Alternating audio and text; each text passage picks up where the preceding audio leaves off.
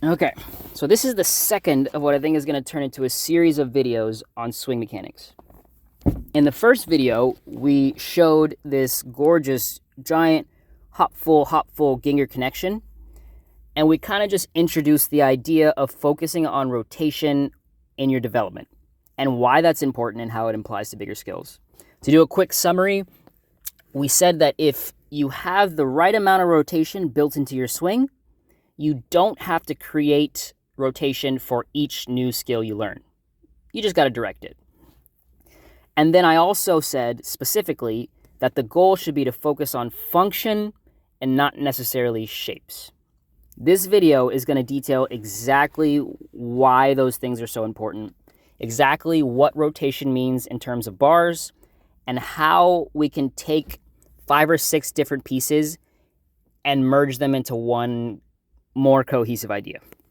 So first thing I'm going to do is play through this hop-full Ginger video just so we can refresh it, and then I'll get into exactly what rotation is. Let's go.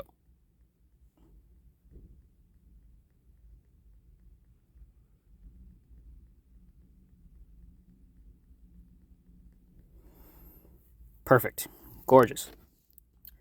Okay, so I think in general, when we talk about rotation on bars, most people are thinking about rotating around the bar itself. So you have your athlete here, they're holding on, and they're just rotating around the bar with the bar as your center axis. Put a little blue dot there. There you go.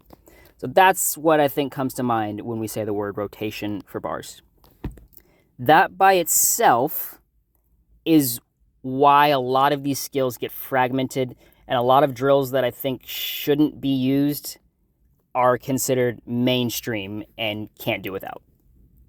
So let's get into it. Rotation around the bar means you're rotating because you were on the bar.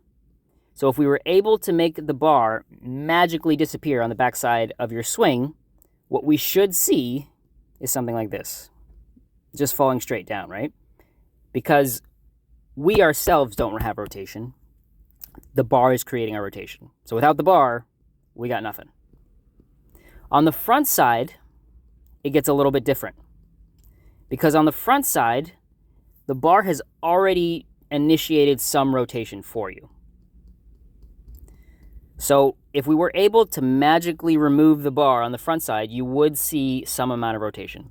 And I mimic this, I don't know if you can see it, but I mimic this by timing the cut on the little tape strap around the bar.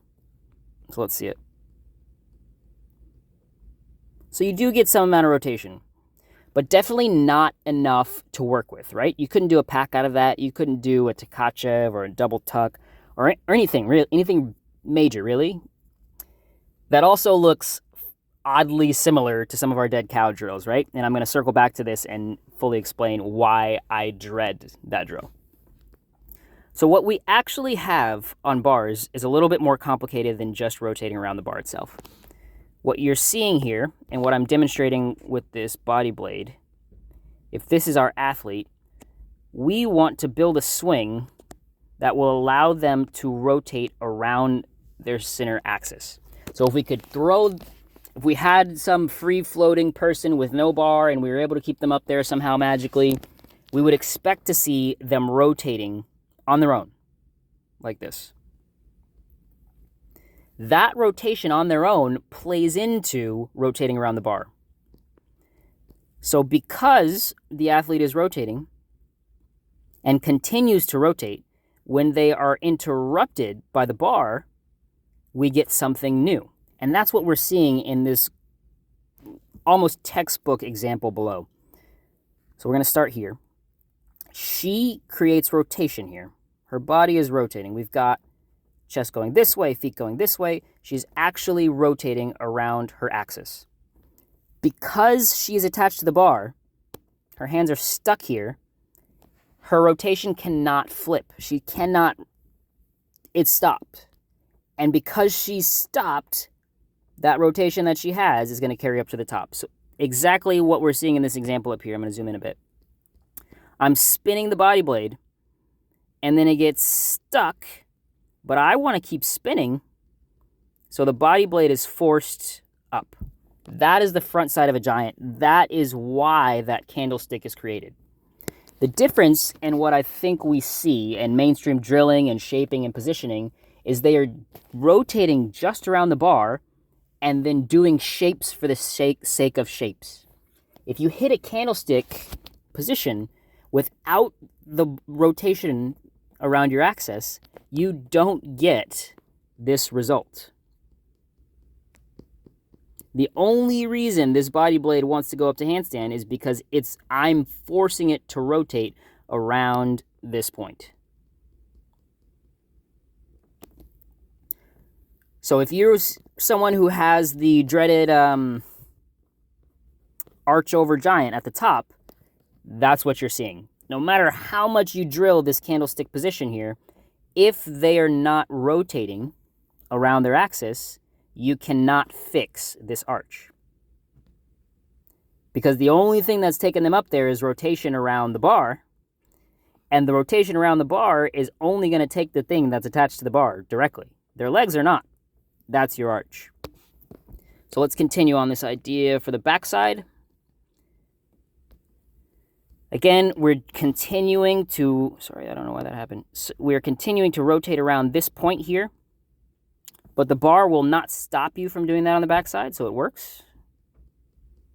It works, it works, it works, all the way down until you get to the bottom.